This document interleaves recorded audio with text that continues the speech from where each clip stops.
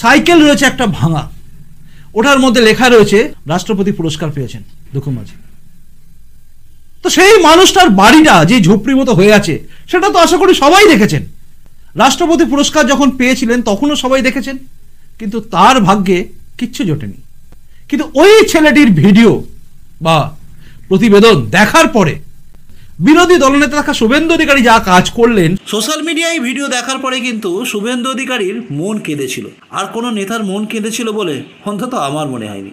কারণ শুভেন্দু অধিকারী এরপরেই তার টিমকে পাঠিয়ে দেন, আর তার টিম অলরেডি পৌঁছে যায় দুঃখু মাঝির কাছে, সেই পুরুলিয়ার বাঘমুন্ডিতে, এবং ওখানে পৌঁছে তাদের সঙ্গে দেখা করেন। মানে গাছবুড়ো, এই গাছবুড়ো দুঃখু মাঝি যিনি রাষ্ট্রপতি পুরস্কার পেয়েছেন, কিন্তু তার ঘর ভাঙাচোরা পড়ে আছে।